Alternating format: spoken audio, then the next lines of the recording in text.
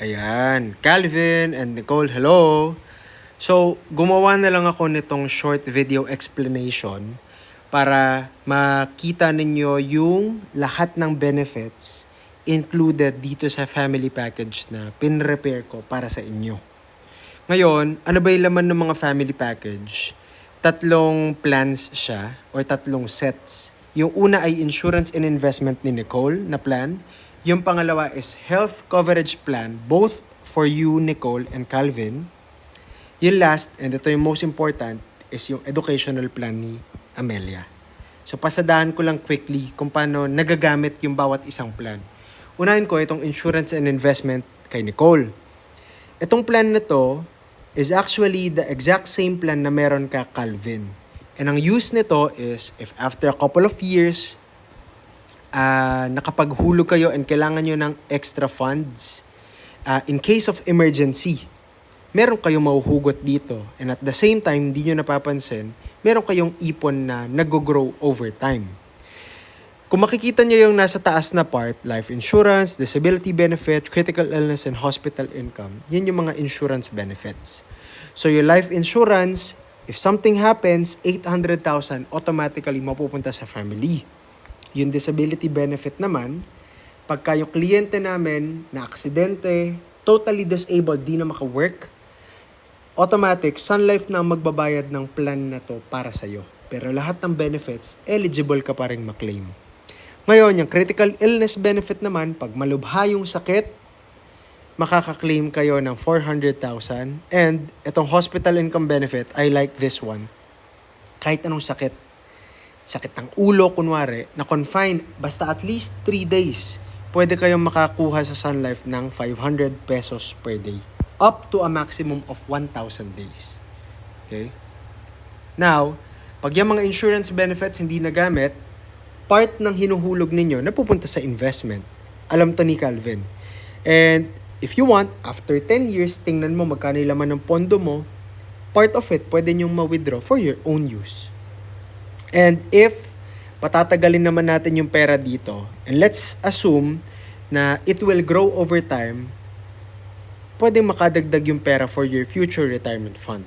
Of course, hindi fixed yung amounts na to because this is just these are just projections. Pero imagine, by 60 years old, you have that amount, assuming lumaki talaga yung pera. So, in summary, pagka nagtabi talaga dito sa mga insurance and investment plans, kumpleto, lahat ng naiisip nyong benefit, makukuha ninyo. And dahil mas bata pa si Nicole, 24,000 per year lang yung insurance and investment plan niya. Okay? So, yan yung una na part ng package. Ngayon, itong pangalawa, ito yung upgrade na nabanggit ko for you, Calvin, and isabay na rin natin si Nicole. Health insurance plan siya called, ayan sa taas, Sunfit and Well.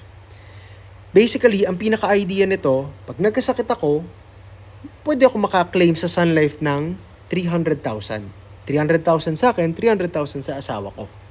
Ngayon, baka maisip nyo lang, meron akong mga critical illness na benefit, ba't kailangan pa ito? Ang answer, dun sa mga lumang klase ng plan, nag-e-expire yung mga health benefits nun. Up until 60 or 70 years old lang. What if kailanganin ko siya kalaunan? Ang answer, ito yung sasagot dun. Kasi itong Sunfit and Well Advantage, up until 100 years old, sagot na ako. Kaya ako and yung wife ko, nag-decide kami na magtabi din ng ganitong klase ng plan. Ngayon, aside dun sa 300,000 pag na-diagnose ng sakit, pasadahan ko lang na mabilis yung other benefits. So yan, daily hospital income allowance, ibig sabihin yan, pag na-confine ako, kada araw, babayaran kami ng 375 pesos per day. Up to 360 days. Yung post-hospitalization benefit naman, pag na-discharge ako from the hospital, automatic makakuha ko ng 5,000 cash. Up to 4 na discharge naman. Home recovery benefit. Ibig sabihin, pag pinagpahinga ako ng doktor sa bahay, kada araw din, babayaran ako ng Sun Life ng 187 pesos and 50 centavos. Parang ang idea nito is, hindi ka makapasok sa trabaho, meron kang pumapasok na allowance pa rin for you.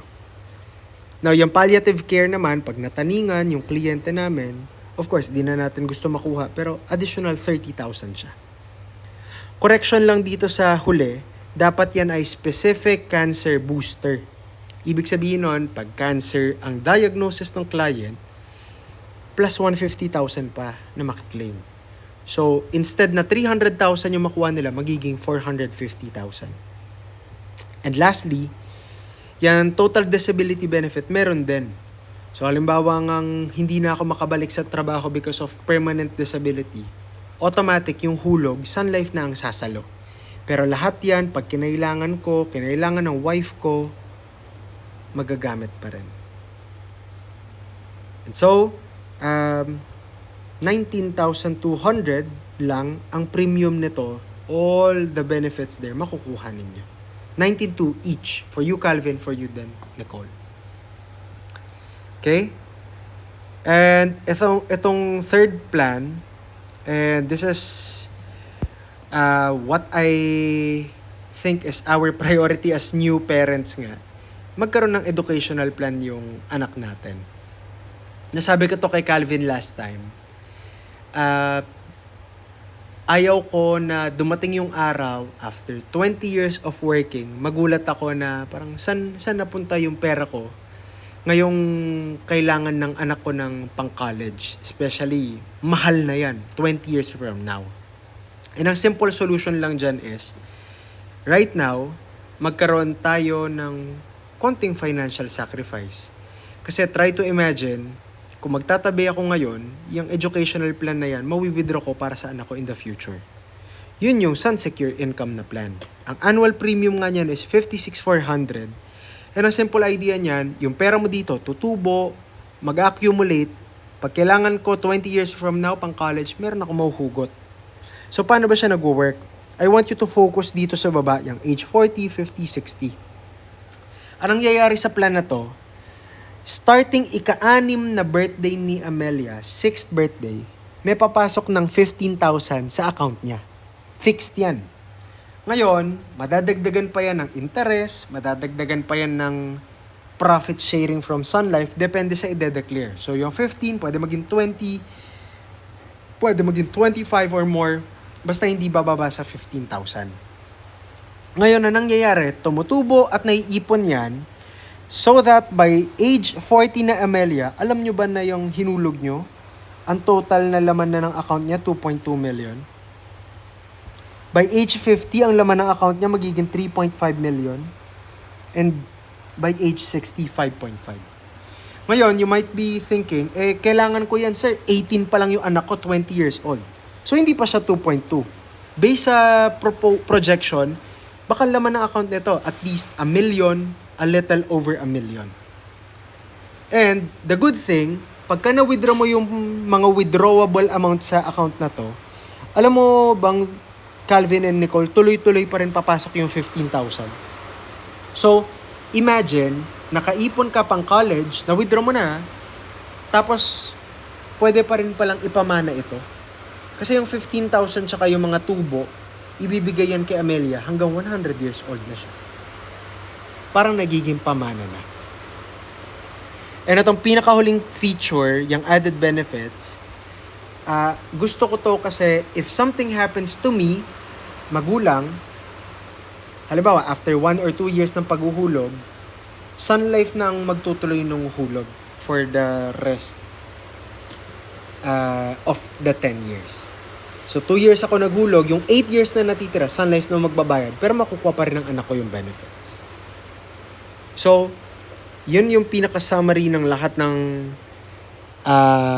plans in this package. Kung ito-total natin yan, lahat to makukuha for just 118,800 per year. Pagka kinumpute yan, ito, 118,800 divided by 12. So, para pumapatak, 99 per month lang siya, Calvin. Okay? So, yun lang naman yung features ng plan. Let me know kung may maisip pa kayo na questions.